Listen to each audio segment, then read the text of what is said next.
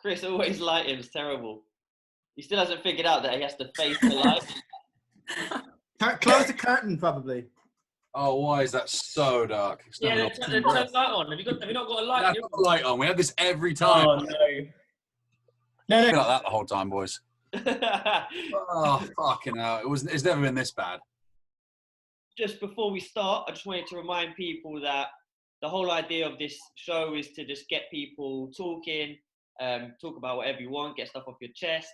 And also, if we could raise some money, perhaps eventually the dream is to raise something from YouTube, even monetize this channel, and then donate that to clubs around the world that need the funding or need the equipment. I will be asking people for donations, and I'll take as much as I can in my suitcase out there to these clubs. But just wanted to get that out there again. And so yeah, click that subscribe button and yeah, help us as much as you can. On to this episode. So we have myself, Rory, Liam, and Chris all back again, just to spice things up a little bit. We have Alim. Alim, do you want to say a couple lines? I think the diversity quota, apparently. So yes, I'm Alim. So I know all these guys. Played table tennis since I was about 11 years old. Hovered around the 10 junior rankings, and then hovered around top 20, about 20 in England, 25 in England for like 10 years. Yeah, about the last 10 years. And slowly dropping off as I'm getting older, getting slower, and focusing less on table tennis. But yeah, I've been involved around the scene for quite a long time. Nice. Yeah, everyone knows Alim. So good to have you on, and should be interesting. So everyone knows how it works. One question each. Okay, so my question first. Quite a nice question, I suppose. So my question is, who is the coolest person in table tennis? Oh, you put me on the spot now, because that is a very...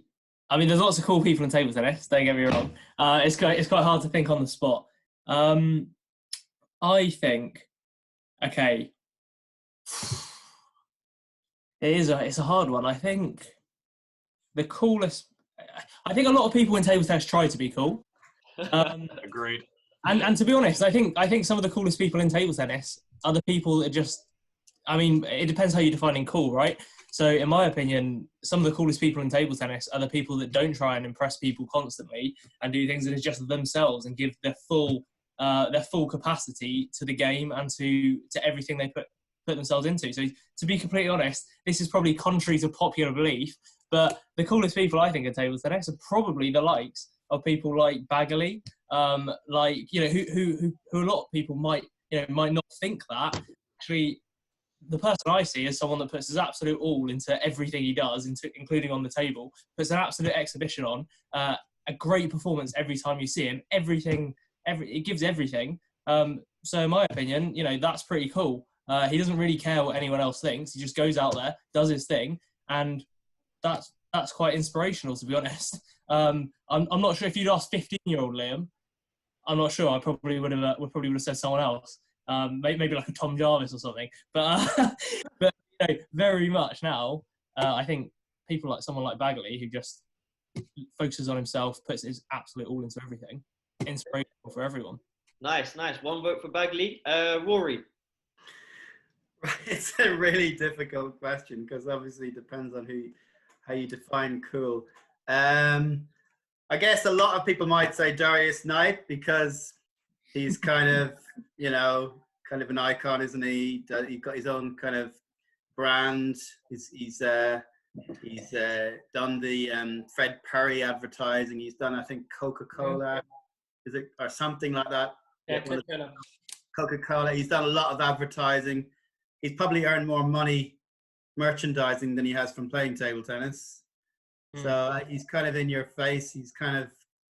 But he's down to earth as well. I think you can have a chat with him. He's a nice guy. He's obviously a good player. Yeah, I'm going to go with Darius Knight. Nice, Darius. A little spoiler for you guys. I'm going to interview Darius on an episode shortly, so that's a nice one, Rory. One vote for Darius, one vote for Andrew Bagley. Alim. So I've got two. I'm going to pick one, but I'm going to just mention the other one. So my first vote, I'm going to go in the traditional sense of what you say, cool. I know Liam's gone with cool, kind of, he's taken it his own way. Anthony Corbin. I put him. Hey, okay, He is cool. very cool. Because he just that is just what I picture being just cool. Like the actual word cool is just, everything about him is just cool. Like there's nothing else to describe. He doesn't care about, just I don't know. It's difficult to explain, but the other person I thought of was Danny Flash just a long time ago. Again, I've gone with a real traditional sense of what cool is. Literally no reason. Can't explain it, but that's my two. But I'd go with Anthony Corbin. Okay, you go for Corbs. Alim, it's not a question that you can really. It's like it's going to be short answers for this question, isn't it? Really? Yeah. That's all my questions, to be honest. I give the floor time to you guys. But when I answer, Alim, I think you're gonna agree with me or maybe change your answer. I think you've missed someone. I'll put you on the spot. That's why. Duran. So I think Liam's cheated a little bit. He's gone for like the most inspirational. You know what I mean? Like, if you did it that way, yeah, fair enough. You could go Bagley. I mean, if we're going, I'm going to go with Alim and go traditionally cool. And like, there was just literally one name that popped straight to my mind, and like Clyde Carthy. Just like, oh yeah, he's a cool guy. Stokesy loves it. Just like the smoothest guy I've ever seen. I remember years ago he won a Grand Prix, and they asked, you know, at the Grand Prix, so like they asked you for your nickname. And he put Lord. Lord, yeah. And every time I see him at the Fusion camps and everything, I just love that guy to pieces. You know, he gives the cool sort of almost Goodfellas handshakes with like the slaps. Just like the coolest guy. He comes to tournaments with a cap. Yeah, I love that guy. He's just like, I want that cap, and he's like, no. Backwards baseball cap. If I had a reserve, I might say a younger Earthy. Like, when he was younger, that guy was smooth as hell as well. There's some stories, but we can't keep these on air. You know? So I'll go with Clive. That was the first name that came to my head. Wow. No, Chris, look, these are my notes, so I'm not lying. Hey! I don't know if you can do that. Stokesy. Yes, mate. Clive Carthy, because the guy is just super cool. And I know Alim knows him really well as well. So he just didn't pop into your front of your mind. But yeah, for coolness, there's no one cooler than Clive. He handles every situation with class. But yeah, no, shout out to a few other cool people that were in the sport. John Kaufman, I think, is super cool, and that's why he's inspirational. But we all have our personal favourites. And I always do choose words like last week it was nice. Before that, I think best, and this is cool. So it's always subjective. So it's just want to get your thoughts and feel there's no right or wrong answer. All right, yeah, moving on. Liam. Yeah, so so first of all, I think so I want to move on to sort of I'm not saying that question wasn't a serious question, but maybe more of a heavy question. And I certainly want to use, I think this platform has been really good to discuss some important issues and some important topics. And I think, you know, there's a lot of people that have been reaching out to me and other people that have been on the show. It's a really good platform for, you know, hopefully someone in a decision-making position can you know, see some of these ideas and actually take action, or at least incorporate it into the sort of plans moving the sport forward, because I guess that's really desirable. The now the question I've got is, what is everyone's opinion on a wins only, so a gain only ranking list?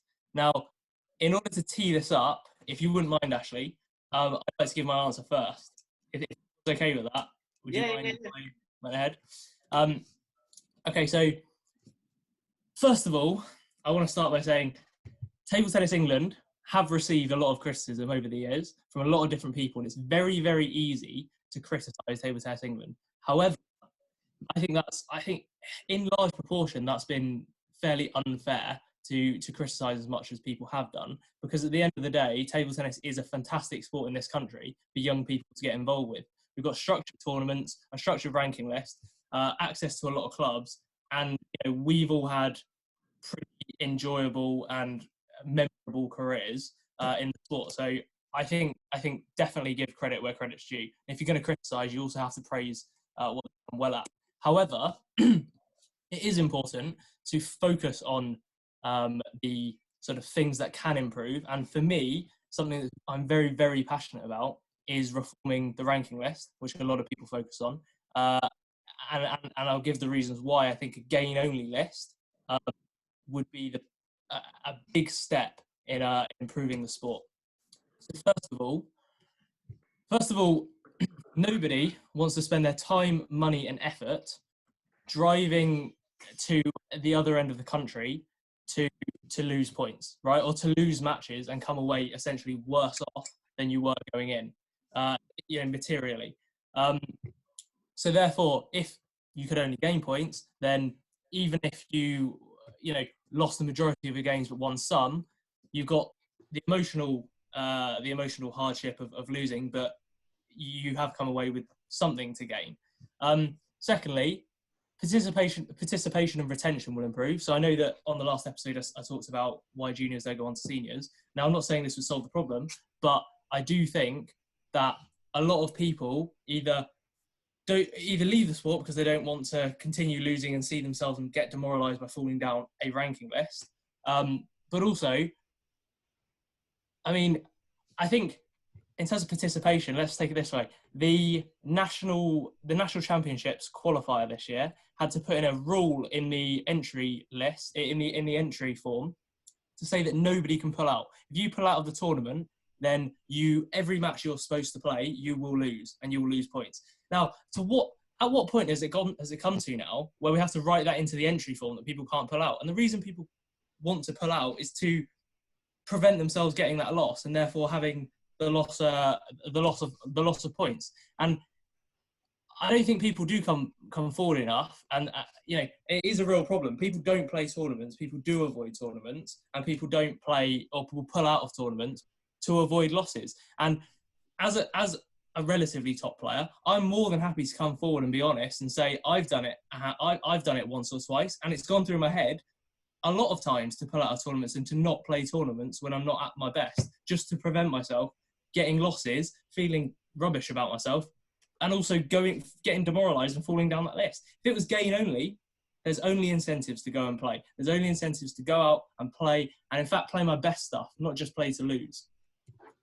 I will go on slightly and actually say, so that's, players inclined not to pull out of tournaments. I think tournament entries will be higher. So if Table Tennis England put this together, they would also increase revenue for themselves because more people would play tournaments because you can only gain. And again, speaking from personal experience, the welfare of players would just increase massively. The amount of times I've almost been sick to my stomach because I've seen a draw and I'm afraid of losing, or this is a bogey player, or this is an up-and-coming junior. And I get there should be some emotional sort of strain to do with sport, just naturally. However, I think this pressure of being able to lose almost just as many points as you could gain puts young players through a lot of psychological stress. And I think, the argument to that would be, the more you play, the more you go up. However, that can simply be addressed by either having a ceiling on the amount of points you would lose, so 5 or 10 points max, so you're always going to gain more than lose, or just putting the top tournaments as rated higher. So even if someone goes around playing all the little tournaments, they still can't gain unless they get big wins at the big tournaments. So I've said my piece. I'd like to, hear what you guys said, but I have actually emailed in a very comprehensive way, Table Tennis England, try to engage, because this is something I feel like terribly strongly about. Who do you want to answer first? I was just going to say, surely for this question, the most active player in British table tennis, Rory, has to go first. Yeah, okay. The guy that has played more tournaments than probably the rest of us combined. Rory. I was going to say, just for this question, I want to veto it and put Rory on the spot. He probably won and lost more points than all of us. Exactly. Yeah. Okay, good. Yeah, good question. And I think, as somebody who plays more tournaments than anybody, as you mentioned, I go to a lot of tournaments where I'm seeded 1, 2, 3, especially 1 stars and 2 stars. And I go there, I might get to the final or semi-final, lose one match, and actually come away and have lost points. Yeah, which is ridiculous. Mm-hmm. I remember in the Hereford 2-star a couple of months ago, I had 8 matches. I won 7 of them. 5 of them went to 5 sets. 5 of the ones I won went to 5 sets, so they were tough. They weren't easy matches. I lost in the I think it was the quarters. Actually, it was an unexpected loss, and I came away losing about 10 points, even though I won 7 out of 8 matches. So I can definitely see your point. And you know, in my own tournaments, which I get a referee in to run my own tournaments, so I can still play in them. I mean, it's even worse because the standard of the players tends to be, you know, quite low in terms of ranking points, actually, but not necessarily in terms of ability. But you know, again, I've got to the final and lost in the final and lost points, so I can definitely see the argument. I would definitely go with reducing the number of points lost. I don't think bringing it to 0 for a loss would work, because then, as you said in the last one, I think someone like me would probably shoot way up the rankings much higher than I should be, just because of playing. But it is very demoralizing having gone to a tournament. You've paid your entry fee, your accommodation, your transport, your food, whatever. You come away and you felt, do you know what? I would have been better off not going to this tournament. And I felt that. I felt that a number of times. But I just love playing table tennis, so I keep doing it. But yeah, I wouldn't say go to zero for losses. I'd say maybe possibly increase the number for the wins and decrease for losses. You need to have some points lost for losing. Another suggestion might be that you can lose points up to a certain amount per tournament, maybe. So it comes off your points that you won on that tournament, but you can't go below, say, I don't know, 10 points lost for a tournament or something. Yeah. Something like that. I think there's got to be some kind of a compromise. It can't be just 0 for losses and keep it as it is for wins. But I mean, if they bring in this new ranking system they're talking about, maybe bringing in, then it'll all be pointless talking about this anyway, because there won't be any points-based wins or losses. You know. Okay.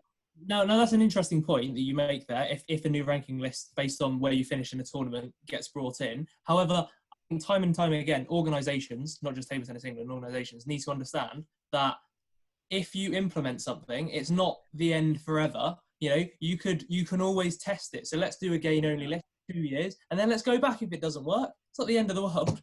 Anyway, you could try it, definitely. To answer your question, nice and short answer to your question would be, yeah, why not? Why not give it a go? If someone like yourself is leading on it, who's passionate and obviously believes in it and is doing it for the right reasons, then why not? Gets my vote. But in my own personal opinion, and I might rustle some feathers here, I don't see the need for a ranking list at all. This is a whole nother question perhaps, but I don't see the need for the ranking list. I think Rory just died a little bit inside. Sorry? I think Rory just died a little bit inside. He flinched out of his seat there. Yeah, you need a ranking list. Definitely. Yeah, Rory loves the ranking list. I think players just need to focus on winning titles and getting as far as they can in all the competitions. The competitions just need to be good quality. Head coaches of teams, whether that be Middlesex County third team or the men's national team, the head coaches should be selecting the teams, and then they should be based on their results. And then obviously associations can get rid of them, replace them, or, you know, terminate contracts, etc. Yeah, but Ashley, for people who are not going to win tournaments, it's another way of motivating them to play. They've got to try and increase the ranking. They're not going to be winning the tournaments, maybe, but and maybe they're not even getting out of the group, but they get that one good win. And also seeding for tournaments as well. I don't know how you'd seed for tournaments if there's... Exactly. I think you can't argue not to have a ranking list. Yeah, no, it's just my personal opinion. I'm going to obviously get some stick for it, which I'm happy, but I just don't see the need for it. I would be happy to do previous results, random seeding or whatever, because I'm not bothered. And then go into a tournament and getting a good win doesn't really get me up for it. But again, I was different. I just wanted to go and win. And then I believed I was going to be professional. So the moment I didn't think I was going to make it professional as well, I gave up. So I don't enjoy playing. Like that was the sport that kind of fell in my lap when I was at school. And for me, when I've played a lot of tournaments, and on the face of it, you might have said, oh, they were really bad tournaments because I got, I don't know, 2 wins and about 7 losses or something like that, right? But maybe that one of those wins was, I remember talk about Clive Carthy, at the time it was a maximum win. I think it was probably one of my 1 or 2 wins in the whole tournament. But just because I beat him at that time, that made the tournament great because I got a maximum win at the time. Can you say that again? I'm going to record it and send it to him. I'm ranked above him now, so it doesn't actually. Lord, and by the way, it's Lord Clive Carthy when you say Lord, yeah. No, all right, cool. No, that's just my opinion. Of course, I know it's gonna we'll agree to disagree on that aspect, but I would just say getting good wins is what it is. It's more about where you get to in a tournament. What titles can you win? But that's just my piece. Yeah, Liam, back to you, mate. No, before I go to the big guns, Alim and Duran, because I'm sure they've got a very strong opinion on this. I just wanted to quickly. I spoke to Peter Carters, who was on the ranking committee when it was first ever established in table tennis. Peter Charters. Oh.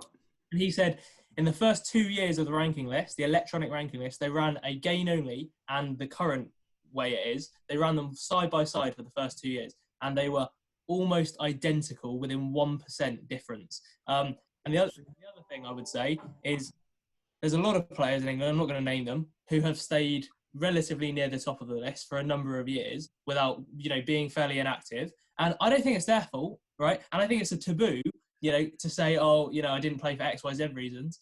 Because if enough of us come forward, like myself, who say, I've probably played 20% of the tournaments that I would have liked to play, or the 20% of the tournaments that I would have played, should I could only gain points, then that's a very strong argument to actually prove that players are not playing or, not putting themselves out there, because it is a disincentive to play right now. You can lose more than you can gain at a lot of these tournaments. So I think the next sort of the next person I'd like to go to is Alim. Figured it out. So I think so I agree with that's a great question. I agree. I think growing up, people did avoid tournaments because they didn't want to lose ranking. Compare that to people going proactively to tournaments to gain ranking. I think it was skewed. I don't think it was level. To just do a gain only ranking system, a couple of things I mentioned. One, it does benefit those who play a lot, and that is something that is not equal, because some people just have the ability to play a lot. Some people just don't have the ability to play a lot. You're basically penalising someone who might do other things in life, or maybe doesn't prioritise table tennis, or just can't play because of X, Y, Z reasons. Two, I think it doesn't favour consistency. So if you win, again, I don't know how your system would work, but if you're getting a lot of points, people that you beat that are much higher, you'll be much better off if you do that and then lose to people that are much lower, whereas someone who kind of is middle of the ground, quite consistent, doesn't lose to that many people that much lower, that much higher, so they might get penalised. Whereas someone who's like a giant killer beats massive people, but then also loses to those people, they obviously benefit from that. So is that fair? That's a question. I mean, maybe you could argue and say that person's better, but then you could argue they're similar, but one gets penalised more. I do think it's skewed, and I do think maybe kind of Rory, you mentioned limiting the number of points lost could be a way of doing that. But yes, a lot of times growing up, and even now, people care so much about the ranking system. I mean, personally, growing up, I probably did as well. I cared a lot more. If I beat someone very good, I didn't care about the ranking, to be honest. That was a kind of an afterthought. I cared more about, I've beaten Chris Duran, or I've beaten Darius, or I've beaten whoever, rather than, I've beaten this person and got X amount of ranking points. That was kind of maybe an afterthought. Whereas if I lost to someone, then maybe the first thing is in your head is oh crap, I'm going to go down the ranking list. Yeah. So maybe that to be honest with you, mate, that's what made you a good player. Because I just went very brief tangent. I'll go to proper one in a minute. Because most people do exactly what you said. Maybe it's the right idea. They look at, I made 12 points, I made 6 points. Whereas you, and to a different extent, Ashley, were more focused on, if I play well and I beat the good players, it will just take care of itself. Yeah. But yeah, you go on there. I just want to say, it's I think compliment for once. That's what made you a good player.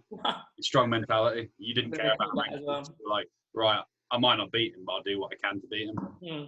And I think, but I think the ranking list, as Ashley's kind of mentioned, I think we should have. I think you need it for some reason. That's obviously my opinion. You need it for some reasons. I do think that there's a lot of emphasis on it, and I kind of I watched what you've done previously around selection on ranking lists, and I agree with you, Ashley. I don't think the ranking list should be, this is it, this is a ranking list, and this is Bayern and Ensor. I'm of the opinion that we should have a ranking list similar to tennis, and again, you discussed this as well, in terms of, it doesn't matter who you beat. If you get to a final, that's what your motivation can be. And I think that also answers your question, Liam, in that, you're motivated to try and reach the semi-finals or the finals and win a tournament rather than an individual match. And also, I think that's more important. The only criticism I say with that is if you get to a final in the first tournament of the season, it still provides it still serves as a disincentive to play any more tournaments that season. No, because then you keep getting points for the finals. You're still keep getting points. Yeah. If you punched above your weight and got to a final, and then if you go to others and you're only a last 16 player, you're just going to go down from where you currently are. No, I don't think it works. No. You still keep those points. Yeah. Exactly. Can I make a quick point? It's not directly related to the ranking list, but it's to do with the Grand Prix. When they got rid of the accumulation of Grand Prix points, motivating, especially for someone like me who goes to all of them and tries to pick up Grand Prix points towards winning the end of season. Like, for example, in my case, the veterans, overall prize, and maybe in some of the bands or whatever. And I thought that was a real demotivator for someone who wants to go to the tournaments. And it's a bit like you're talking about with the ranking list, that it's something that would help to motivate if they brought back that end of season prize money and the Grand Prix points for the Grand Prix. Yeah, I mean, just to finish, I do think there's merit in what you've said. I think there is definitely something that can change to motivate players to play rather than not as a whole. Yeah.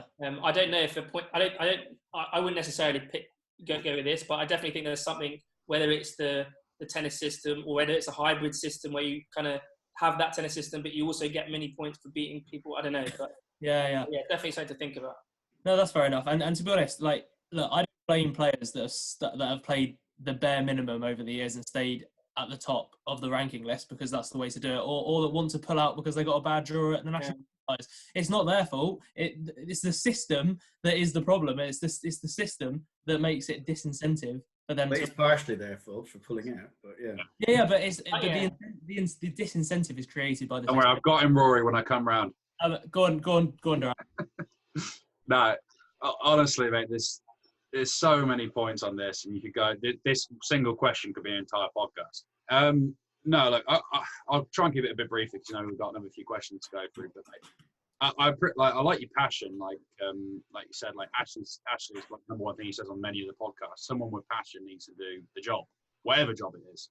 And obviously, this is something you do think quite passionate about. To be honest with you, probably more than I do. But the only problem I have with the argument is you were saying about like the win-only system, and then I enjoyed everything you said. Then I felt like you kind of shot yourself in the foot a little bit when you said that the ranking list from 20, 30 years ago was 1% off to the current system, and we'd all agree that there's flaws in the current system.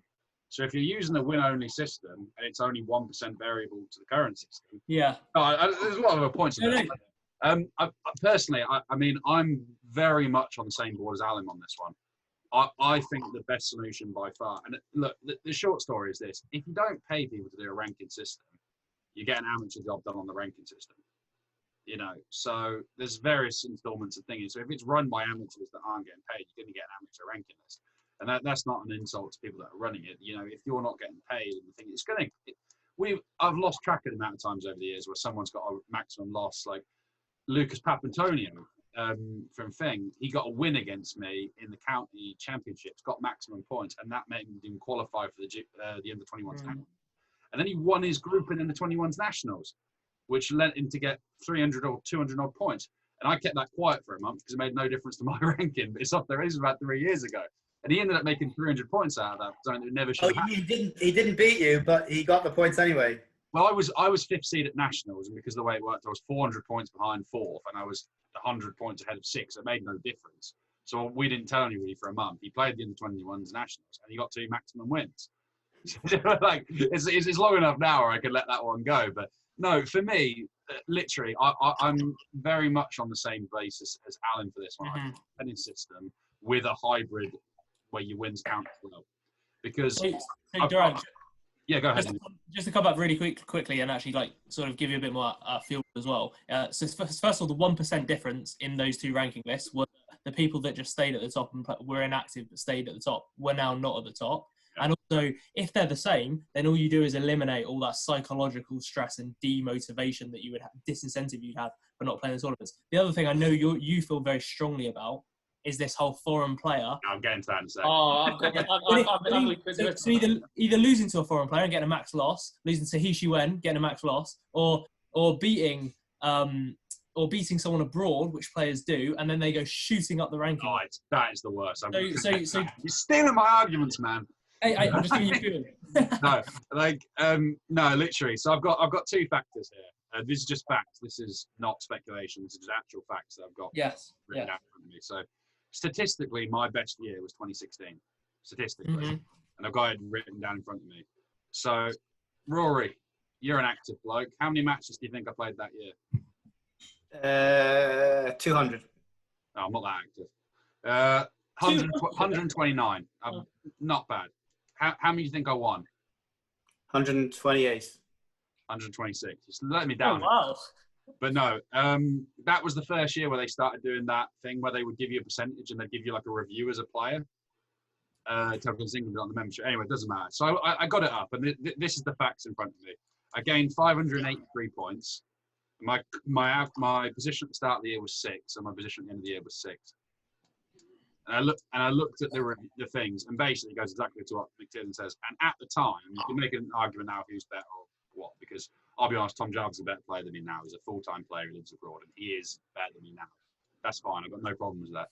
But at the time, you've got results where you play one tournament, and I've accumulated 500 and odd points over the course of winning literally every single tournament, getting 20 bonus points. He's played one pro tour and got up 540 points in one tournament. Yeah. And I checked the results. He had, to be fair, 2 good wins. And I'm fortunate where I can kind of bridge that gap between domestic and international. Well, I pretty much know all the players. Yeah. And 3 of the wins he got, just normal wins. It'd be like, no disrespect, it'd be the equivalent of you beating Alim. It's like a 50-50. Like either player could win, and he got like 140 points for each win, which is just crazy.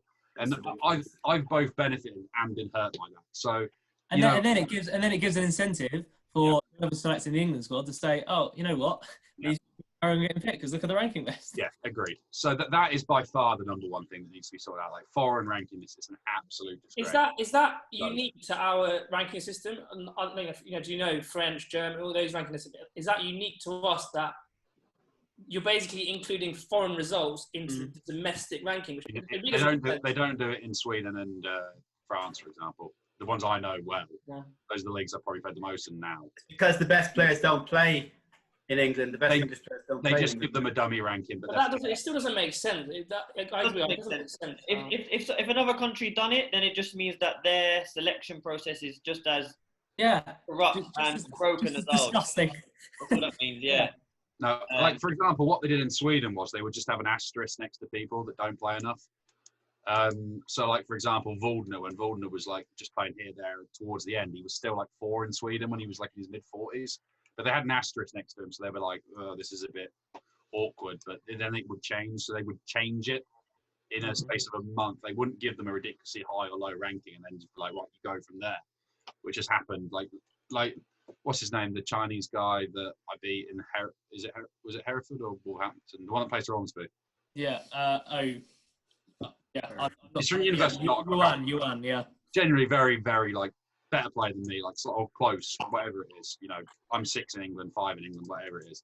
He's currently was 64 in England at the time. I had money on him. Yeah, but Vlasov has never lost a match in Britain. Never. In 3 years, he's not lost one individual match. He's currently ranked 50. Yeah, that's not possible. Why? So just to follow on question, why do you think it's so hard? Like, why haven't they fixed it? It's not hard. For that one. You have a committee. You don't put those players into a. If you've got players, you use a committee with national, international players, and just be like, look. I remember Steve Smith, a good friend of mine, asked me a few years ago with Szymanski when he first came over. He was like, "Where should I rank Szymanski at London Grand Prix?" And I said, I'll put him like 3 or 2. He was like Jenkins and a few others. And I said, you know, because they were going to put him at 8 or something. And I was just like, come on, guys. Like, it's not hard. Like, and one of the reasons why these problems haven't been solved, because they've been going on a while now, is because there is that problem linking up. There's a problem filtering information up to the people in decision-making positions, right? They're not hearing this, so they can't act fast. Yeah. But who's not hearing it? I'm sure people must have told them. I've emailed him. I've talked to them. I've emailed him. Well, in which case, yeah, they're not acting. And if this was a free market, and if there was multiple table tennis governing bodies to choose from, like a whatever, a normal market, they would do awful. They're not serving their customer, the members, us. So it's really, the consultant comes out. The consultant. Yeah. Liam, who's in charge? Who currently makes these decisions? Well, sorry. I mean, I know that. So obviously the CEO of Table Tennis England is Sarah Sutcliffe. However, I don't believe that these are matters necessarily for her, because she deals with funding, the business side, corporate deals, etc. However, I know some other notable names are, so Simon Mills, I'm sure he's a director of something. And I know that there's a competitions, I think Neil something. So no one knows who. Rogers. Neil Rogers is Neil Rogers is in charge of the ranking list, and I have sent him my email and all the stuff I talked about in terms of that. But a lot of these people, I don't know, I'm not sure that they come from various different walks of life and careers, which isn't a problem. But there is a problem in terms of listening and acting upon information of the members, which is the main customer. Yeah, Neil, if you're watching, get back to Liam's email. All right, we'll stalk his Facebook anyway. Next question, Chris. That was me. All right. Okay. That was a good question, Liam. My head's hurting. I can't beat Liam's question, so sorry, mate. Or sorry, guys, I should say. All right, I'm going to go for, I don't know if it's controversial, but not such a positive question. And I'm going to just do one fact before when I put it out. Once it's on my phone, I made a note on my phone with this one. Okay. Right. So, question being, why has England junior level deteriorated so much over the last sort of decade, approximately? It's a great question. Since the golden generation on screen, sorry, Rory, left the juniors. And I'll go into my argument in a minute, but I found this earlier, did some research on this. The entry, the 2006-07 Junior Masters. Okay? And this is 1 year before Alim qualified, sorry, mate. Okay. Paul Drinkle, Danny Reed, Darius Knight, Gavin Evans, Bradley Evans, Ben Barlow, bronze, okay, maybe not as known to some players now, but you got bronze in the senior nationals. Tim Yarnell, David Meads, Chris Lewis, good player, Wing Young Chan, Matt Ware, myself, Dorian Robinson, Damian Nichols, Miles Evans, and Adam Bleakley. That's ridiculous. That's ridiculous. Every single one of those players would have played for England at some point. Most of them are obvious, but for a few people that are a bit out of the younger ones, I don't know. Wing Young Chan was number 2 in the cadets. Didn't have that much power. She didn't quite make it in the juniors, and went to Cambridge. Done well. For context, were they all top 50 Europeans in juniors, or like what standard European just for those younger people that? Well, people that don't remember, Paul Drinkle was number 1 in the world. Danny Reed was part of the European gold medal team. Darius was at his highest. I think he was 3 or 4 in Europe in the juniors. Gavin Evans won a gold in the European youths. Bradley Evans was on the Young Hopes thing, was considered one of the best talents in Europe until they kind of ruined his technique, but still was a very, very, very good. Ben Barlow, bronze in the seniors. Yeah, Arnold, bronze in the seniors. David Meads won the UK School Games. Excellent. A very good friend of yours, Alim. You'll probably be able to. Chris Lewis was probably the only one out of all of these that probably had a ceiling as a player, but was a very good senior player as well. Matt Ware, we all know Matt Ware. Before his knee injuries, beat Andrew Bagley in the K2. Yeah. Before his knee really started playing, very good player. I'm all right. Dorian Robinson, ultra aggressive. was again, probably him and Chris Lewis, probably the two that okay, you could maybe, but still very good players. Damien Nichols got to about 7 in the men's. Excellent player. Miles Evans was good until he went out, and Adam Bleakley was 2 in the juniors. And that every single one of those players, easily England players, and so let's say half of them were top juniors in Europe, not just England, but in Europe. Ashley, go on, son. What was the question again? So in the Masters. So why is England junior level deteriorated so much over the last decade? Okay, I would say, I would just, my gut feeling, again, I've got no evidence of this, so feel free to slate me, but I would say it's because they pumped, around about that time, I would say is when they started making some really bad decisions financially and pumping all of their finances into 2 or 3 players, as far as I know, and that's my feeling, and just pinning their hopes on them, and probably made a few bad choices of head coaches, junior selectors, and all this kind of forming these groups which didn't kind of look after all those players, as you mentioned, because all of them, bar 2 have given up playing. 1 maybe injury, but now he's the senior head coach. And obviously yourself, you're still growing, but you're kind of, you know what I mean? You could have had a lot better if you had the support. So the support wasn't there, and they kind of, I'd say they didn't make the decisions there. So obviously the standard's going to go down naturally.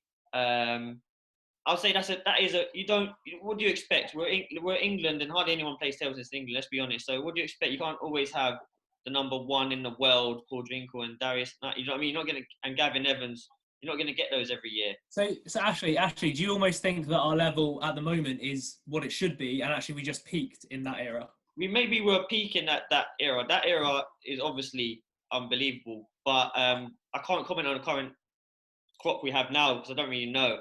I just know Ethan Walsh is unbelievable at ping pong, and he's obviously so yeah, sorry man, I've got to pass that on. I can't really answer that question, but I gave a little bit of how I feel, I suppose. Okay, well, I agree with Ashley in one sense that it's just like random drift. Sometimes you're going to have like really good eras, and other times it's going to be not as good as others. And I think it could just be partly that. I think there was probably more funding back then. Maybe was that around the time when there was this centre at Sheffield where people were training together full time? Yeah, it would have just started just about a year after that, about then. But these are still juniors at this, most of these. So you'd still argue only the top sort of 4 maybe would have been in Sheffield or Nottingham before that.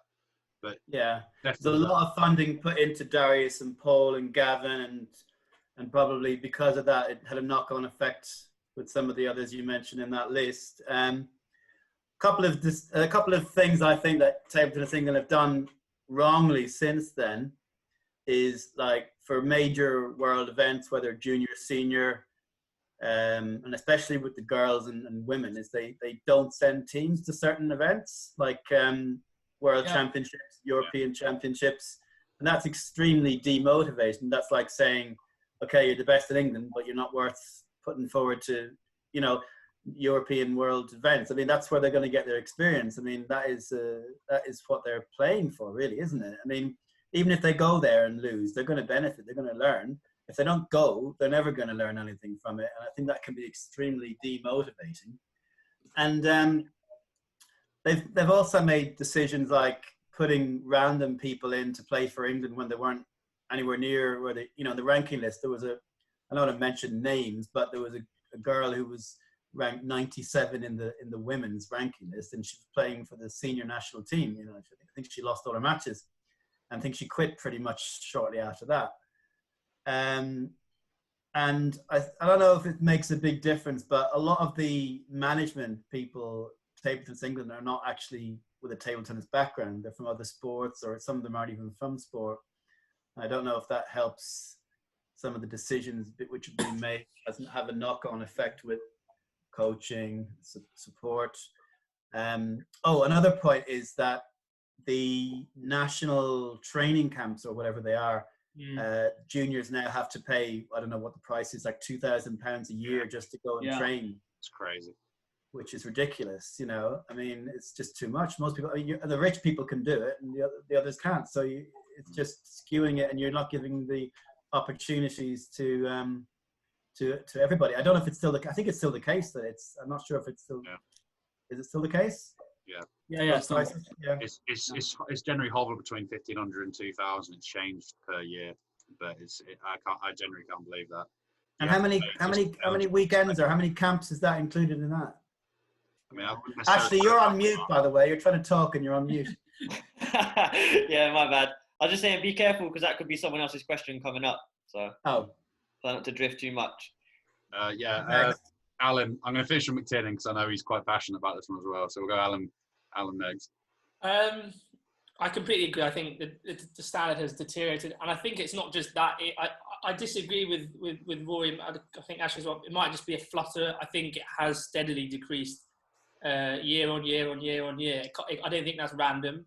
In the last 15, 20 years, it has decreased. I think Paul, Darius, these guys had a huge amount of funding, but you can compare to other countries where there isn't that huge amount of funding and the strength of depth in some of the countries. I'm not talking about the France and Germany. You could probably handpick 15 countries where you look at the number 50 in the country and they would be in the top 5, maybe top 10 in England. So I don't think funding is the answer, just always the answer. You throw money at it and it will happen. Yes, obviously if you spend however many hundreds of thousands of pounds in 1 or 2 players, yes, you can succeed at them, but I don't think that's the answer. I would say, I think that, and again, I'm not backing this up with facts. I don't want to kind of hold me to it, but I feel like the focus has been on participation rather than excellence. Yeah. That's a goal. If that's a goal, that's fine. I mean that can be a goal. They can't then not expect there not to be excellence, but trying to get the numbers up seems like it's one of their main goals of Table England. I guess you can guess whether that's the right goal. I know that's another question, but you know. Yeah. I would say that I've written this down. I'm not sure this is right, but I've put. Is it called introduction of social media and all these things? Is that is table tennis a cool thing to do? Is it a cool thing at this age to if you're not? I mean, I'm looking at it from my perspective. When I played, I loved the fact of winning, and I loved fighting hard and training and etc. And I felt like that was what people around me were doing.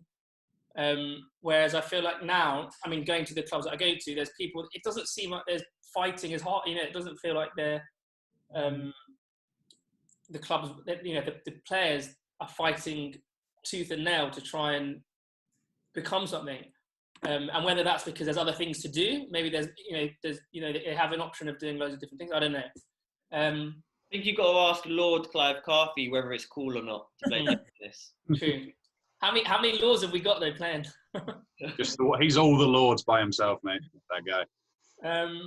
So maybe motivation. I think the answer, I mean, in my opinion, it would be that local clubs there needs to be a local club system, and there needs to be the motivation for that local club to push and drive their own athletes. I don't think it's necessarily has to fall. Maybe the structure at the top falls on the Table Tennis Association to set it up, but there should be a local club here and there and where you live, where there's a professional coach whose aim is to try and kind of run the club and produce excellent kids, and then they would feed into the national team if they have to. Another thing they've got rid of is they've got rid of the regional training, which used to be kind of every month or two. That was really good. Where you got the better players from each region together. That's stopped. Yeah, I mean, I'm liking it to Hungary because that's kind of the country that I know the best outside of England, and they just have local clubs who are they got nothing to do with the national association. You go to the local club and there's top quality players, top quality coaches, no input at all from the national associations, and ultimately you help your kids as well, right? So even if you're a good player, it's kind of its own mini ecosystem. And I think that needs to happen in the UK if we're going to get. And I feel like it was a bit more back, 20 years ago. You had the clubs, you had the Ormsbys, you had the London Progress, you had that. and you'd feel part of your club and you're motivated to kind of improve and get better. I do feel it's not just a natural decline and, you know, for no one reason. I feel like there are a few reasons why. Yeah. Take it away, Montigo. We are talking about very contemporary issues. We're talking about the current junior performance squad, and we're talking about previous ones. We're doing it in comparison. So in order to address the viewers that may be watching this, I just want to say, if we're not discussing the topics that you want to discuss, or we're missing things out, then please engage with us. Please message any of us on social media, because I know there's been a lot of engagement, and I want to promote that more, because it's really important that we have everyone's point of view. So reach out. We don't mind. We're here to help, give advice, everything. It's quite ironic, this conversation, because first of all, we're all from different, I think pretty much all of us from different junior age groups. So we've all seen different junior sort of programs and how they developed. And also it's ironic that, once again, if this is a bit of a joke, but if Table Tennis England was, you know, a company in a private market again, not only would they have disgruntled customers, but they'd also have a declining product in quality. So the reason why I think that the junior level is probably not as good as it used to be, and you're right, it's been a gradual decrease. I think my junior age group in 2013 was better than the current one, and I think, you know, a few years before me, Duran and Alim, yours was better than mine. So it's been a gradual decrease. Now, the reasons why I think is, first of all, there's been no national training centre. The national training centre has been taken away, which means people like Pitchford at 16 who finished their GCSEs could move to Sheffield for pretty cheap rent and play with the best players in the country. Okay, so that is no more right now. He used to commute, didn't he? He lived close enough to Sheffield. Fine. But other players, juniors, could go and do that. Secondly, the clubs. So Alan's sort of, I'm not going to sort of beat that point to the ground, but Alan's made the point. Clubs, big part. You had a lot of investment, a lot of community. For example, clubs like mine, Kingfisher, 24-hour club. Anyone could go 24 hours with a key, and they produced some phenomenal players in the past. Just that sort of investment in clubs. I also think that opportunity point. So England have consistently, I'm sure they were better at this, but they have, regardless, I still think that they've consistently under-selected players, and that you go to an international event and France have taken 20 or 30 kids and England have got 3 or 4. So you don't have the opportunity or exposure to compete at the highest level. The allocation of resources, I mean, it's a cop-out to say that Table Tennis England don't have the money now compared to what they used to, because, wait a minute, we just got a few years ago bronze medal at the World Championship, Team Championships, and we got Pitchford and Paul in the top 50 in the world. So I'm pretty sure they've got the money. It's just, instead of being used to subsidise free camps, like when I was a junior, like when you guys were juniors are now having to fork out £2,000, £3,000 a year to go to these camps, and that's leading to parents getting together and saying, you know what, let's all just meet at this city and train together and have our own camp. So they're bypassing the whole England process, right, which is just crazy and ludicrous. And you're right. In my opinion, I think, you know, money should be spent on, I mean, raising the profile of the game to increase sort of performance participation, as well as sort of the other issues we've addressed. And then I guess the last point I wanted to make was, Paul Drinkle and that lot, they used to play a lot more national tournaments, I think, as juniors. I know Paul Drinkle used to play county championships and things like that, and British League, and the profile of those national tournaments was a lot higher than they are now. And then lastly, we talked a lot about guys and boys and men. I guess for you guys just to debate and pitch in, do we think the same's true for women? And what do you think about the women's game? Like, is that going pretty well? Like, are we doing pretty well? Is it, again, same thing? I mean, what do you guys think? I'll say my piece quickly, because, you know, I was the one that asked the question, I guess, and I'll leave it up to you guys for this one. But yeah, I mean, look, briefly touch on what you said about the women's game. Probably a bit short-sighted of me. It's like the other day when they asked who was the greatest player of all time, I just instantly went to the men's game, because, you know, that's what I know more. You know, I played the men's, so I associate more with the men's. But I mean, it's, with the exception of Tintin in England, I mean, you could kind of cheat and say Anna Hersey and Charlotte Kerry, who were, you know, both very good players, and I personally believe Anna Hersey would be the best British player since the Lisa Lomas's in the 80s or before that. She's that good. I mean, I think in 3-4 years' time, I think she'll be comfortably ahead of Tintin. She's that technically sound, that good. So obviously, but that's been independently done by, you know, her going to China and coaches coming to her rather than, anyway, that's Wales, that's not England. So no, I mean, look, clearly at the women's game, it's also, you know, a lot weaker than it was 10 years ago. I mean, when you had Joanna Parker, Joanne Drinkle now, I should say, and Kelly Sibley were dominating for 10 years or 8 years between them. And with all due respect, if they played Maria or Emily Bolton or Baldwin, who got to the final, you know, it wouldn't even be a game, to be honest with you. You know, it'd be 4-1 worst case scenario. You know, they were approximately 190 to 140 in the world. So comparing them to thing, and also to be fair, that is due to the having a national setup. However, by having the national setup, the difference is it then filters down. So you are more hungry to get to the national centre. So guys like Alim, who will admit that, you know, he was never the most talented guy in the world on a table tennis table, but, you know, he had the work ethic. Here's that argument again. No, but I mean, you need that guy. You need the 20 to push the 10, to push the 5, to push the 3, to push the 1. It's that ladder system that you need. And right now, it's the 20 is kind of not pushing the 10 enough, who isn't pushing the 5. You know, literally, if you go into the last sort of 7 years, really just Sam Walker, Tom Jarvis are probably the only two. I don't count Pitchford because Pitchford was better younger.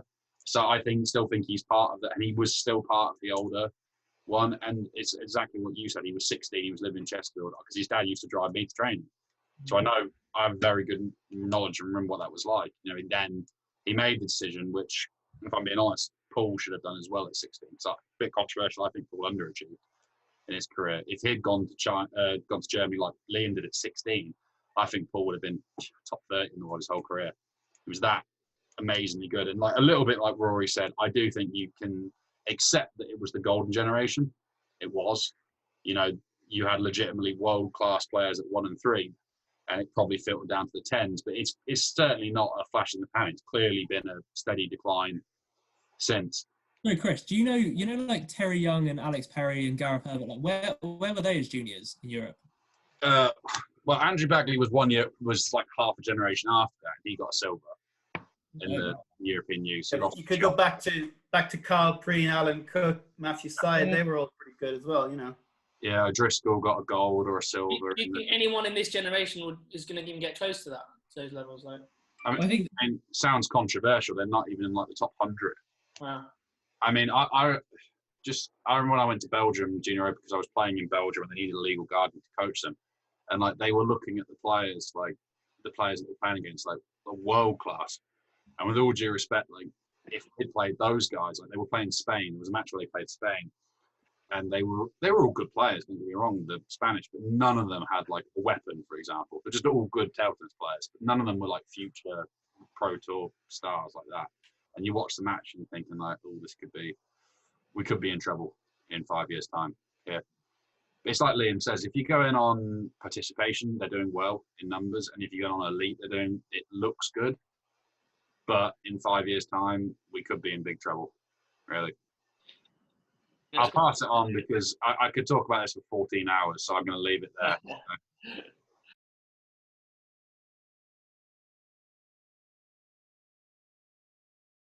Well, I think you'll enjoy this question. It's got a bit of a turn the cogs in the brain. So, otherwise you're not coming on again. So, I mean, all of you guys play. You guys know a lot of matches turn when it's 9-0 or deuce. What do you guys think? And you know, when I say 9-0 and deuce, a lot of matches are decided 3-3, 9-0, and it swings one way or another way. 2 points here, 1 or 2 points either way. What do you think is most important at those stages at 3-3, 9-9? And you can say one thing that you think is the most important, or you can think it's a factor. Do you think it's luck? Do you think it's practice that people have? Do you think it's pressure practice? People have put themselves in that situation. Do you think it's the fact that they've played a lot of those? You know, someone's played many more games than the other person. Is it nerves? Mental strength? I mean, there's millions of things you could attribute to that. Is it luck? Is it just pure luck and what happens? And you know, there's 2 points there. what do you think is the most important? And if you don't think there is one most important, then what do you think are the most important things to swing a match either way, another way? And to add on to that, I just want a one word answer. Assuming the levels are the same, because the matches turned out to be the same. 3-3, 9-9. You're in the corner. Which person do you want on the table?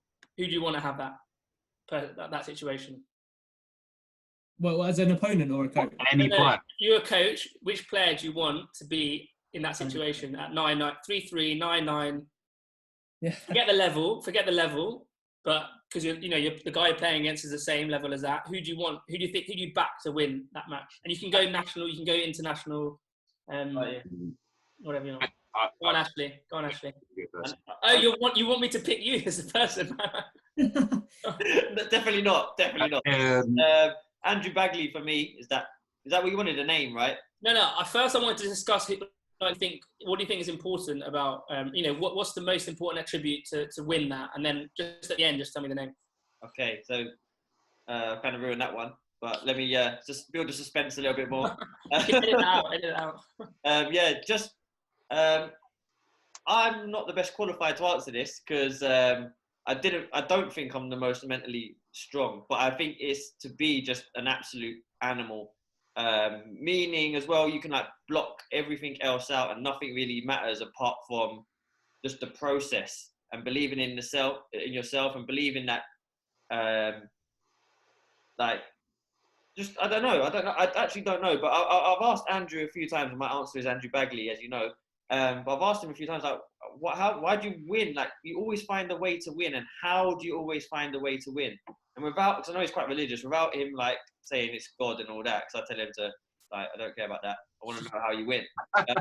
But kind of just like, he just says like that he doesn't really think about much else. He's just going through. He's just still playing the game. Do you know what I mean? He's still involved in the game. And I thought, actually, yeah, it's a good point, because I suppose at that point, I'm looking at the scoreboard and I understand the situation.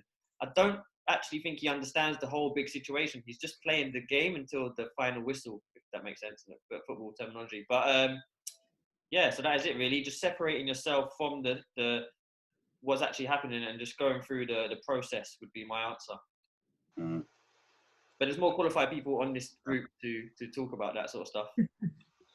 I mean, for this one's really easy for me. Like, ping pong, it's Bagley by a mile. It's not even close. Like, at ping pong, and the main reason why is exactly what he said, because they don't have the variables in ping pong that you have at sponge. It's just clarity of thought, because the ball can't hit a chop block. You can't do this. So it's just like keeping your mind clear. So at ping pong, it's literally not even close. But the guy's a freak at that. Like, he could just do the right thing at the right time in that. But in sponge, there's a few more variables for like opponents and stuff. So like sometimes I've actually seen his mindset work against him at sponge. He's still good, don't get me wrong, but I've seen a few better. I mean, number one by a mile, it's not even close with younger Gavin Evans. When he was younger, it's not even close. Like, the guy was a freak. Probably because he had like three, he had all his brothers, brought up the sport his dad played. And he was the number one in terms of differences with someone like Bagley. Bagley knew what he wanted to do, whereas Gavin knew what he wanted to do, and he also knew what the other guy didn't want to do. And he would just basically never bottle it. Like, if you wanted to play, I've always done it into two categories. You got guys that maybe a bit like me, that's more of a thinker, and you got guys like Matt Ware that are like a screamer, right? That will like fight till he dies, but he might not fight with a clear head. Do you know what I mean by that? So he'll just do it all on effort. Whereas Gavin, when he was younger, was probably the best I've ever seen combining the two. He was phenomenal at that. To be fair to him, it's such a shame that he had the injuries and he also overtrained. There was a lot of variables. But if he'd managed to stay, you don't know. But purely in terms of that, at 9-0 when it was close, and heard you're good. But like, younger Gavin was ridiculous. Do you think a lot of that is to do with his nerves, that he just didn't have, he managed to control his nerves better, so he had a clearer thought? Do you think it's to do, because Gavin was relatively safe player as well, right? He wouldn't miss. Do you think that has got, he'd take less risk as well at that point?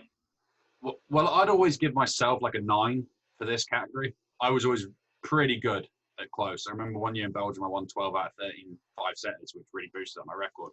Gavin, I would give a 10. Someone like Rumgay would give like a 9 or a 9.5. But Gavin used to basically just say like, I am not going to fucking miss like over my dead body. But he would also do it like the philosophy I always used to have, or still do, was I would do everything I would normally do. I'd just be 10% less aggressive. But Gavin would just like know. He'd be like, right, I'm not going to miss. I'm also going to like do the right thing. He just had this ability to know, like, if he was playing someone like, I don't know, McTiernan, he's like, I'm not going to play this ball medium to his backhand so he can swing, right? I'm going to spin the ball low to his forehand because I know McTiernan will take on the reloop anyway. Do you know what I mean? Like, he would just know what to do against different players. I think that's why he was so good at it. Right, I'll give my answer now. Very short and sweet. Key, in my opinion, to winning at like 9 or anything close is one word: visualization. If you can visualize various scenarios of what's going to happen and you can just see yourself doing it before you do it, I am a massive believer that you will execute as long as you can relax your body. Visualize before you put at that point. If you visualize, then I don't know how to explain it, but that's the one word that I would say. Think about yourself doing the point, and 9 times out of 10 you probably execute it and win the point. In terms of the best player under the pressure, so first of all, I'm actually a fan of taking timeouts at like 9 or 10 all or whatever. And I think the best coach to have in your corner, in my experience, is probably like a Dennis Neal, okay? Because he can analyse the game and sort of just tell you exactly what you need at that point. And in terms of player, I've actually never told this guy, I never told this to this guy. It's actually my best friend, Paul McCreary. And when I was younger, I remember like some of us juniors or my dad or whatever used to like look over at Paul and be like, look, 9 or 10 or I'll tell you what he's going to do. He's going to keep it short and just spin really low over the net, the most spin you'll ever get. Like just a really greasy, low over the net spin at deuce all the time. And the amount of times that people are quite tense at that point and they just can't pull off a reloop like that. I've just seen it work over and over again when I was a junior. Just saw Paul do it, so I'll go for Paul. Right, well, if you're talking international world level, then I'd say it has to be Ma Long. He's won loads of close games. What the characteristics first. Characteristics: mental strength. You know, if you can believe and if you can be calm and confident, then think clearly at that. Pick the right shot at the right time, rather than just jumping into whatever shot springs to mind at the time. I think it's mental strength and confidence, and just focusing on what's happening in the rally, not just, making a predetermined decision, and being nice and relaxed, obviously. But they're all related, I think. If you've got the good mental strength, you can have the confidence and the relaxation and, not to tighten up. Like I said, Ma Long for international players, he's won a lot of close matches. If you go more like England locally, I'd have to give Chris a bit of a mention there. He's won a lot of close games. More kind of local kind of level or 2-star kind of level, grown maybe at the band kind of type thing. Martin Gunn wins so many games, 11-9, 12-10. Chris Bush used to be... Chris Bush. Oh, I hate playing that guy. He played the same shot at 9-all as he would do at Love-all. Yeah, he has 2 shots. Yeah, well, he only had 1 or 2. Yeah, exactly. He played the same shot all the time. So, but that was good because he never got nervous. He never looked nervous. And another player who's like kind of plays in my local league, but he does play nationally as well. Paul Carter, very good under pressure. So there's my, I know you said 1, but if it was 1, then Ma Long, but I gave a few. Yeah. Gave us 1 at every level. Love it. Yeah. I mean, I mentioned a few things when I started, but I would say for me, the most important thing is emotional awareness. So if you can control yourself, and you kind of mentioned Bagley could have just treat it as another point. If you can control your emotions so you don't get nervous, and I think that comes from one nature. People sometimes can be like that. I also think it comes from practice in pressure situations. If you go the whole season, you're playing matches and matches and matches, you'll go into your big matches and you're used to that pressure. Or if you somehow manage to replicate that feeling. I remember when I was really young, we used to always play for money on Friday night. And you play for money, and when you're 10, 12 years, 13 years old, £1 on the table is like winning the World Championships. Like, you desperately want to win that. And your hand is shaking like this because you want to win that £1 at 9.9. So I think you definitely can practice those situations, but I think it's a combination of that and also how well you can manage your emotions, as well as all the other things that you guys have mentioned as well. I think it's a factor of many factors. I think that's, for me anyway, that's the key one. In terms of players, I had written down Duran for local, to be fair. I think Rumgay, you mentioned Rumgay, that's a good one. I mean, the things I mentioned just now, I'm going to throw it out the window a bit. I wish I had a good serve at that time. Like, one of the serves, like you mentioned, Rumgay, like to be able to, or like Craig Bryant locally, so to be able to produce a serve, which that the other player on the other side is already shaking, and they've got to somehow return it in the same way that they've been returning it, or a better way than they've been returning it. But that's not much good at 9-all if you're not serving. Also, if you're serving. The other thing I say, Alim, is if you could live with if you could live with the guilt if you got an illegal serve at that end, because a lot of people in the UK have an illegal serve at that point in the game. Yeah. Rory brings up the tomahawk one. That one, yeah. Yeah. Or 15 years ago, wipe the ball on your forehead with a sweat and then serve it. Oh God, I remember Dennis. You love Dennis McTinnan. He was telling me they played North Korea in the World Championships, last 16 of the World Championships. Yeah. Him and Des were playing North Korea. Apparently, nearly started an international riot. And they're like, he basically spat on the ball, put on his shorts, and it was 2019 in the 5th set. Apparently, they were 2-0 down or something. They came back to 2-2. They were 2019. He went, Dennis, he went, Des, whatever you do, don't try and spin it. If this comes back, he did the out of the hand backhand serve. Apparently, the North Korean guy just blocked it in the table, and they just shook hands and ran. But apparently, because the umpire called match, the match stood. And this apparently runs like a 2-hour commitment in the World Championships. He's starting them with North Korea. Decent. All right, my question. I had 3 written down, and I've actually changed the one I'm going to say. So the one I'm going to ask is about the service rules. So are you happy with the service rules? And if not, are there any service rules that you think should or could be changed? Okay, so I'll start with Ashley, as he's not really involved anymore. So in terms of the ping pong, obviously I don't think there's any rules as far as I know. And I'm pretty sure the rules are the same for ping pong as they are for table tennis. Actually, Rory. There's like no rule. No, there's nothing in ping pong. You can serve out of your hand in ping pong. Basically, they do it. If you don't take the piss, we'll allow it rule. In terms of the rule, I don't really care. I wouldn't change it. I'll leave that to someone else who's more passionate about it to change. I think the one difficulty with the rule is that it's very difficult to enforce. It's very. I think as a player, if you're playing against that person, you can tell if it's illegal or not. And there's also a case of, is that person gaining an advantage from it, or not gaining an advantage? As it stands, and I think I probably if Chris goes next, he'll probably be able to give a better understanding of the elite level and what percentage of the top, what kind of on the world stage actually not cheat. Well, we could call it cheat, but hide their serves or make the serves illegal. So is there anything you would change, Alim, with the service rules? How could you change it? Because how can you, ultimately it's difficult to, if you do change it, how do you enforce it? So are you talking about the shielding rule at the moment? I mean, ultimately, shielding it, for me, is the only real advantage you gain, really. I mean, there are other things, maybe throwing it backwards, whatever, but mainly it's shielding it to some degree. How can you enforce that? I mean, I think they introduced some video. Did they have some video things? So maybe if they have technology, they can kind of see if it's shielded. But ultimately, it needs to be consistent, I think. But from my experience, lots of players do shield the ball, and it doesn't get called, and that's just part of the game, to be honest. If you could change the rule, I would somehow change the rule, but I don't know how you do it and how you enforce it. So, to be honest, I'm perfectly happy with the rule as it stands. What I'm not happy with is people like Ashley and that mentality being like, I'm gonna do this dodgy serve at 10-9 up because I'm probably gonna get away with it.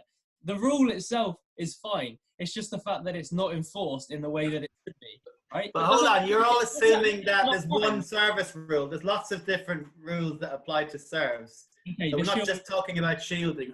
Any service rule at all, you can. The shielding is the one I'm talking about, and I think players in the UK have built careers on illegal serves, right? And I think that you're right, Alim. It is very, very hard to enforce. But I think that just because it's hard doesn't mean they shouldn't do it. It needs to be enforced some way. I mean, this is a quick, brief call. I'm not going to sit here and give you a blueprint of how to solve it, but it does need to be solved. And if there was one other thing I could add to the rule, it's the amount of players that are just taking time before they're serving, walking around the court, kicking the ball, wiping their hand 10 times. Alan! Is that not dangerous? Jesus Christ. That's a bad cop, lads. I guess that, but there needs to be a time limit of saying 10 seconds, 5 seconds, whatever it might be. You have to serve, because too many times it disrupts. It's an unfair advantage. And the umpire has the choice to give a yellow card if someone's time wasting. It's supposed to be continuous play. If it's 10-9 in the fifth, a yellow card, yeah, I'll take that yellow card if it gives me an extra 5 minutes. Look, I think that rule needs to be addressed. There needs to be a time limit based on how. Yeah, but if you do it again, it's a yellow-red and you lose the point. So. But Liam, I think that's sport. I think that happens in every single sport. Every single sport. Look at Nadal. Nadal is arguably one of the best, if not the top 3. He does that to the max. He and ultimately he succeeds from it. Right. So the Nadal example is good. And first of all, unlike table tennis does have an actual time down. Whether that time was appropriate, if it was me in charge of tennis, I'd reduce it by 20 seconds. But all I'm saying is, the other sports do have a timer, and I think the flow of play. Also in tennis, you get 2 serves anyway. But I think the flow of play needs to be faster. And in the T2, I think they had a time limit on games, and players were serving way quicker, and that was better for the spectator. Hey, also, going back to that point we had on the last one, which I don't know if you saw or not, making table tennis more visually appealing. That's number one for me in the whole thing. The main reason I watch the ping pong and absolutely love it, and I don't watch ICCF events, is because half the time you just see them walking to the back of the court, picking up the ball, and taking ages to serve. You're beating a dead cat with this. I mean, you get a lot of the same points from all of us. I mean, ultimately, the rule's not that bad, but the enforcement is shocking.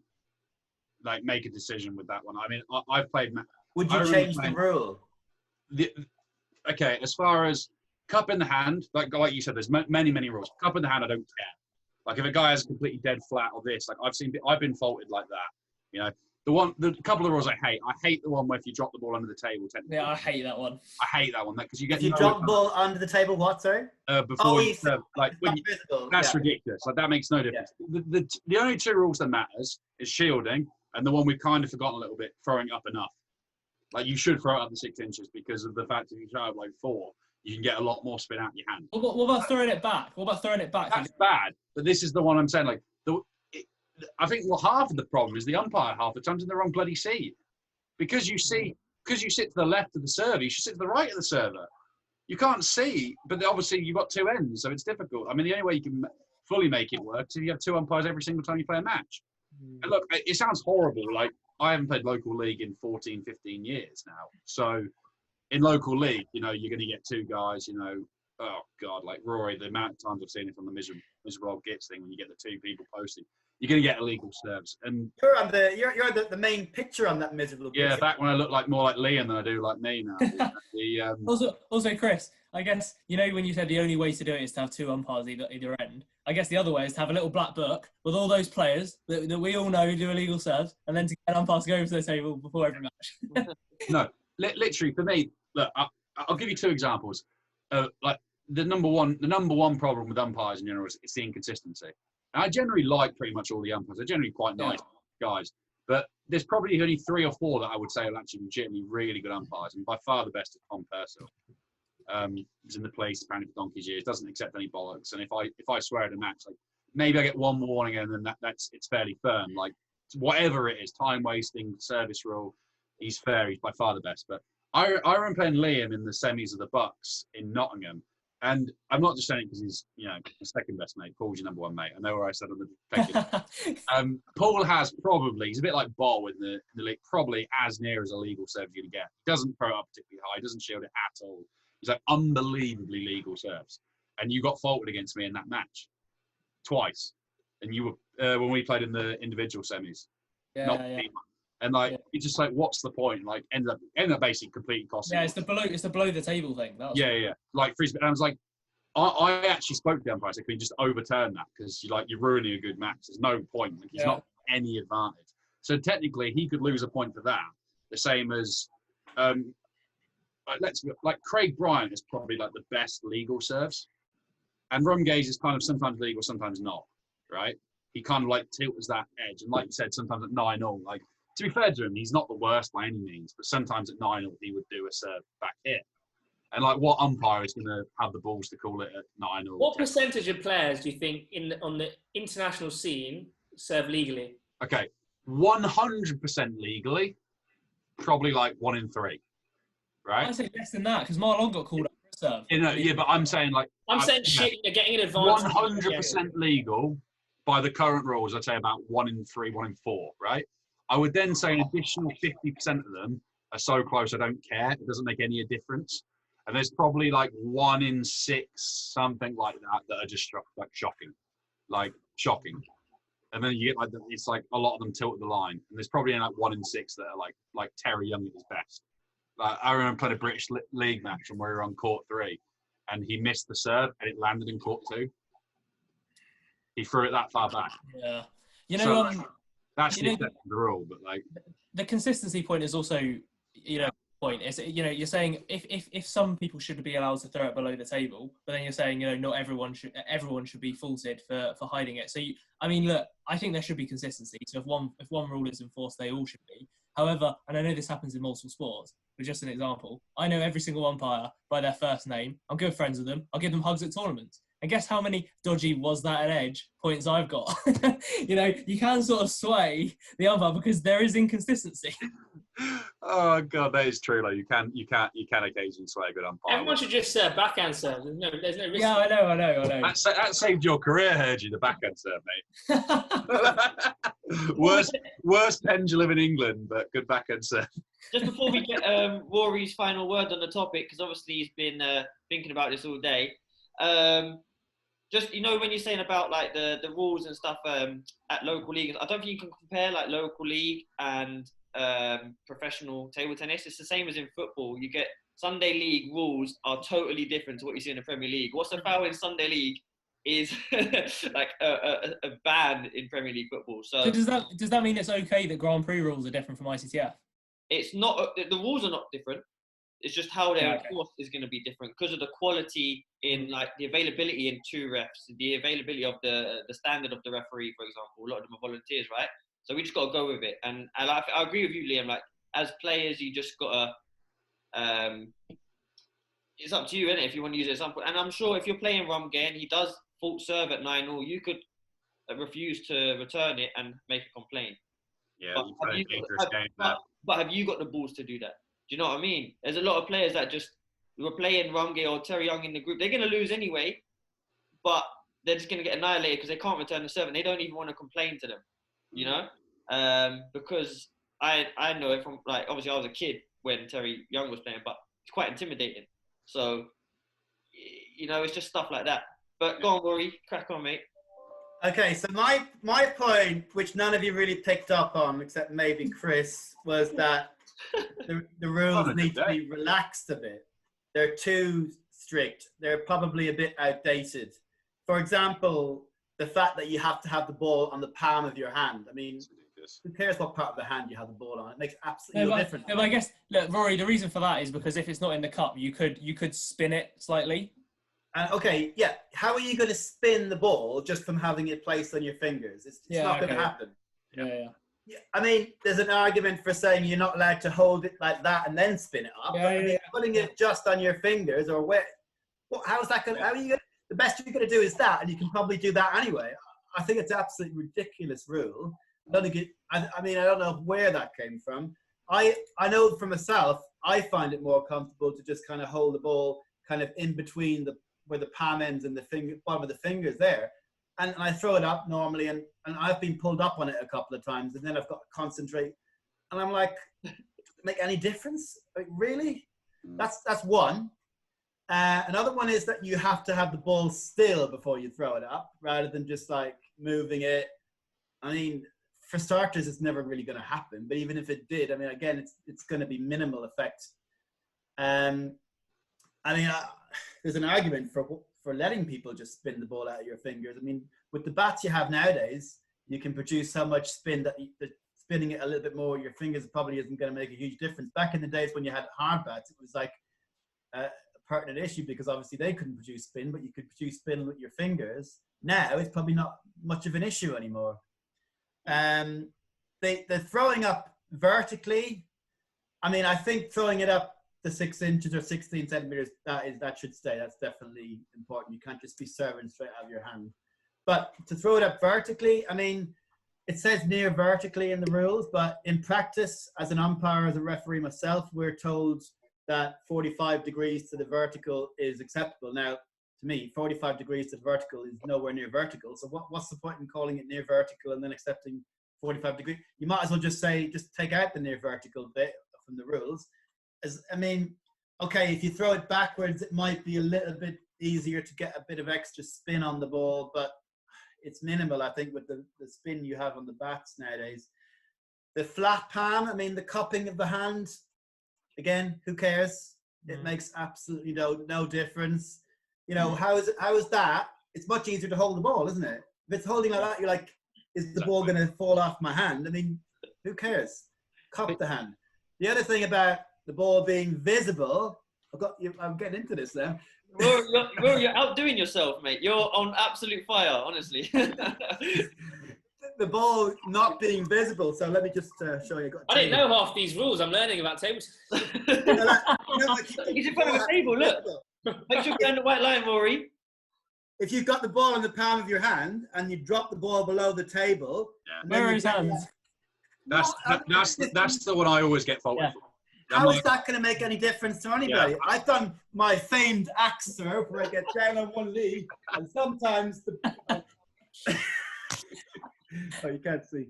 Sometimes the hand drops below the table, and then it comes up, and I do the same, and I'm like, why am I being faulted on that? Not that I haven't been faulted on it much, maybe once or twice, but I just think these umpires get way, and I'm an umpire officially myself and a referee, and I just think these umpires, it just gives them this power trip to try and fault people on their serves. Have you ever had that power trip? Not me. I don't. Well, I mean, you've yellow carded me at least once, Rory. For doing what? What for? I lost that Polish guy. Okay, hold on. If I'm umpiring as an official, I've got to do the job as per the rules. So if I've done that, I've done it because it's the rules. Yeah, I don't agree with the rules. Yeah. I would say the rules need to be changed. Obviously, if I'm doing it, I've got to apply the rules as they are. But I'm saying this question was to say that the rules need to be relaxed. Also, can you imagine how much easier it would be in local league? Every week or on Facebook, social media, whatever, you get arguments about local league bad serving. Simon Morgan, it's his love child. He loves it. Oh God. he won't be liking this. I'll have to tag him on this somehow. But he loves his rules. I mean, I saw him umpiring a match, and he wasn't there as an official umpire. And this guy, he faulted him like 10 times in a row, and the poor guy wanted to go home. And okay, he probably was being illegal, but I just think relax the rules, make it a bit more easier to apply. The shielding rule, okay, I think in principle you shouldn't be able to shield the ball because it's not good for spectators, but the actual wording of the rule is a bit rubbish because it's impossible for, if you've got one umpire, to tell whether the receiver can see the ball. So for two umpires there, it's fine, but for one, it's not. So word the rule differently. I'm not saying that I've got the answer, but the wording of that rule is wrong. But overall, I just think the service rules need to be relaxed.